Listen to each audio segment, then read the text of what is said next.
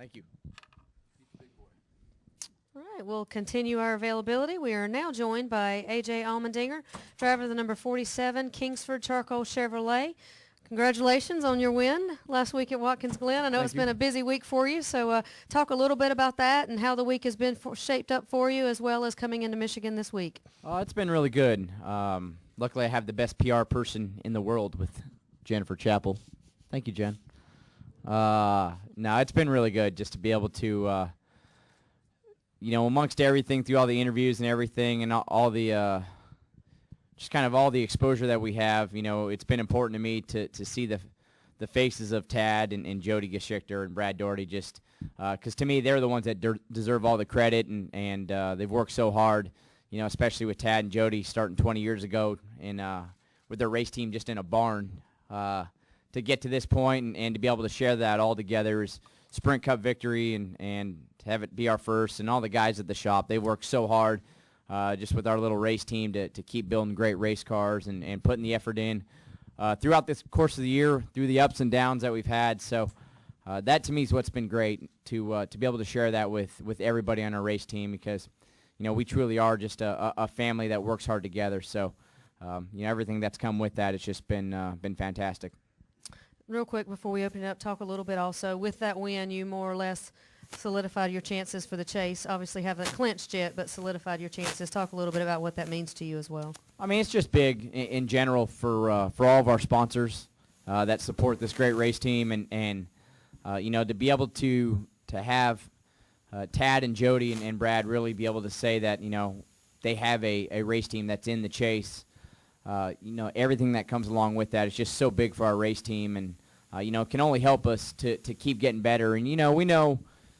When it comes to the chase, as a championship contender, obviously our names aren't going to be the first ones that are brought up, and we know that places, especially places like here in the mile-and-a-half racetracks, of where we struggled a little bit. So we know we got a lot of work to do as well. So these next few weeks, hopefully, gives us a chance just to keep working hard, maybe trying some things, and just see if we can get our race team a little bit better around these places. So when we get to the chase, hopefully we can make just a little bit of noise in it as well. Okay, we can open up for questions for AJ. We'll start in the back with Wolfgang. Wolfgang Monzer from German Rennsport Press Agency. AJ, congratulations for the win. Nevertheless, despite the success in Watkins Glen, you're still a one-car team. You don't think it's still a disadvantage compared to the two-car teams? When it comes to a disadvantage to just be adding an extra car, not really, because with the RCR alliance that we have, technically I have 5 or 6 teammates. We get all the data and all the engineering, all the notes from them. So I don't look at it as a disadvantage to just having a one-car team. But with that said, where we are as a team, we got 35 people that work on our race team, and that's counting the front office, people that answer the phones, everything, the marketing side of it. So it's just getting those resources in and continually trying to build our race team. All the data that we get from Richard Childress and the ECR Motors have been so great, and the alliance that we have with them and the help from Chevy, it's only helped us. I mean, we're far ahead of where we'd be without them, but at the same point, we're always trying to keep up with all the resources that they have and to trying to make us better. So I don't look at it needing an extra car. I just, and this is part of it, making the chase is going to help us hopefully get a few more resources going into the chase. So, that's kind of where we're at right now, where our struggles are, just continually trying to build and keep up with the big race teams when it comes to resources and just manpower. Additional questions for AJ? Okay, we'll take one from Kyle, then come up to Nate. AJ, Kyle McCurry, Fox 46 out of Charlotte.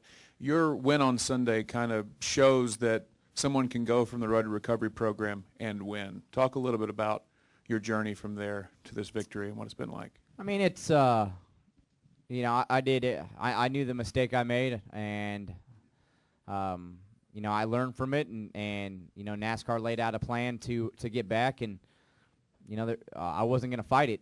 More importantly, what it did for me was it gave me time away from racing, which I've never had, to, just figure out if I even wanted to race anymore, and then realized that at that point racing wasn't making me happy anyway. So what was it? What did I have to do to just be happier out of the race car? Because in the end, at some point we're not going to have a race car.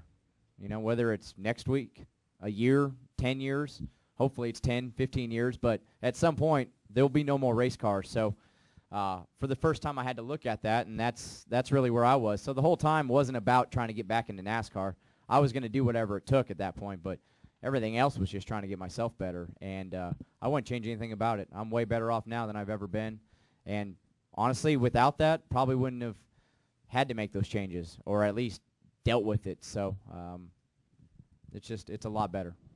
Okay, we'll take our next question from Nate, then go to Chris, and then Claire. Nate Ryan, USA Today Sports. AJ, there was a lot of talk after the win. I think Tad and Brad both mentioned that there might be new stuff coming from Childress in terms of like next generation, like chassis and stuff like that. I was wondering, do you guys have like one of those brand new cars here this weekend? And does your performance this weekend, I guess, give you any momentum looking toward the chase, knowing there are 5 mile-and-a-halves? This team's kind of benchmarked this track as being an indicator for championship contention. You know, it's RCR's been so open to allowing us to have all the resources that they need. You know, I think right now, when it comes to their chassis, they're running something that's like their newest end all. They've had it the last couple of weeks. You know, we're kind of one step behind that, although this chassis that we have was the one I ran at the All-Star race that was really good and then got wrecked, so we just got that thing reclipped and all done up. So the guys at the shop have done a great job to really massage on this race car and try to make it as best as possible. So, you know, RC has been so good to say, you know, we'll do whatever it takes when you're in the chase to go out there and try to help you do the best that's possible. And, you know, and I've said it since day one, my goal has been to not just keep taking. You know, we want to be able to give something back to them. We want to have them look at our notes and get better from it. Hopefully we're doing that a little bit. You know, this weekend, yeah, we'd love to go out there and win the race. I mean, that's the ultimate goal. But, you know, realistically, I feel like just this first practice session from the last time we were here, we're way better than we were. Are we at, you know, we'll find out in qualifying and then tomorrow in practice and obviously on Sunday in the race, we truly are. But it's not about the ultimate goal of winning the race, and that's what we love to do, but it's just trying to get better. And that's the next 4 weeks, and then that's the next 10 weeks after that. You know, I've said since day one, if we can get to Homestead and run the last lap and say we're far better than when we started the year, whether that's a championship, 16th, 10th in points, whatever it is, that's a successful year. So we're not changing anything. We're just trying to get better. The only thing I would say is we hadn't planned on using our last test. We'd used 3 of them.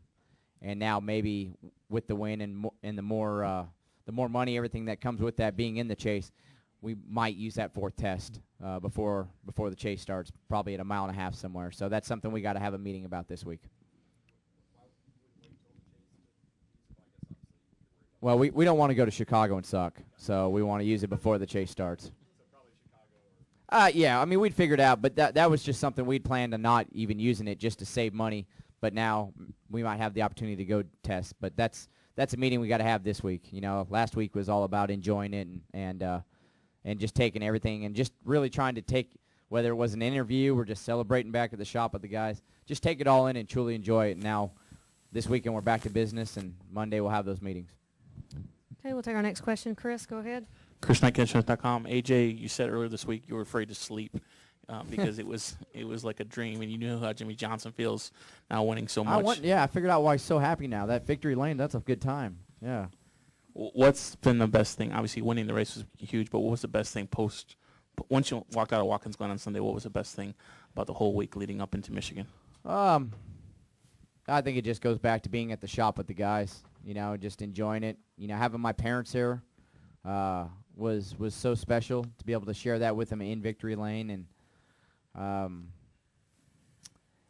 you know, I've put so much pressure on myself, whether it's this year or the last few years, to go out there and try to be at my best. And I felt like at times if I didn't win, it was a negative on me because, you know, that's what my life's been all about, was winning and doing that. So to be able to this year kind of look at it differently, have a different perspective, but to be able to say as a whole, as a race team, that we're winners in the Sprint Cup Series, which is hard to do, that's probably been the most enjoyment thing. And waking up each day knowing that I don't have to have you guys ask me when I'm going to win again. You know, when's are you going to be the next first-time winner? Maybe you're going to be the next first time. Yeah, I don't have to do that anymore, so I'm good with that now. Okay, go ahead, Claire. Claire B. Lang, Sirius XM NASCAR Radio. Your comments earlier, I think, were good for anybody about happiness and whatnot, and that one day you won't be in a race car. What did you replace it with, and how much sweeter is the victory? How much less painful is, you know, losing or crashing or whatever happens negative? And what did you replace that with for the happiness side? Well, I mean, when it comes to the racing side of it, it's, I mean, we have a bad day. I'm still mad about it and frustrated, and there's been many a times this year, you know, leaving the racetrack just upset about it and it carrying over for the next day or so. But I used to let it just take over my life. So it wasn't, okay, I'm mad about it at night and in the morning, and I mean, it'd carry over to the next week. And then the way this sport is, I mean, you just let it keep carrying over. The next week's bad, and the week after is bad, and the week after is bad, and it can steamroll to where you're just miserable. So I used to do that a lot. So I think for me, it's more about, you know, I'm still as passionate ever about racing and wanting to win, and probably more than ever with this race team, because I feel like it's my own race team, and I want to strap it to my back and take it to new levels that we haven't been at, which that's what we're doing. We'll be in the chase. But at the same point, getting over it and just, you know, enjoying what's around you and surrounding yourself with friends and family that make you happy, that truly love you and just whether you're the person or not, you know, whether you're a race car driver or not, you know, they don't care, and things like that. So just the daily life of just trying to make things a lot more simple in life, a lot less stressful, and just trying to enjoy when you're out with friends and not, you know, whether you finish 43rd or you won. It doesn't matter when you're just having family and friends hanging out. So that's basically what I've tried to do. Okay, we'll take our final question in the middle from Bob. Bob Hocker, Sporting News. With all your different sponsors, how long did the hat dance take? Did it seem like it took forever? And could you even remember to mention every one of them in every interview Well, you I did? watched my ESPN interview after I didn't mention anything. I think I just kept screaming at Jerry Punch that we finally won a Sprint Cup race. So I kind of laugh about that. I think I've gotten pretty good at mentioning all of them. You know, there's Scott Products, there's Kingsford, there's Clorox, Bush's Beans, there's Charter, House Autry, Shore Lunch, Hungry Jack, which I just learned about pancakes yesterday. I was in Ohio learning about pancakes. So, you know, then there's the side sponsors that come with that, Viva, Hidden Valley, stuff like that. Jen, any more? I said that was the first one I said, yeah. So so I've gotten pretty good at memorizing them. But yeah, it was the hat dance took forever, and I loved it. I wanted to sleep in Victory Lane, but they told me I had to get back to the plane so everybody could fly out. But I was willing to sleep right there. I wanted to wake up with confetti stuck to my face, and they said that wasn't allowed. So, AJ, congratulations again on your win, and good luck this weekend. thank you, guys. Thank you.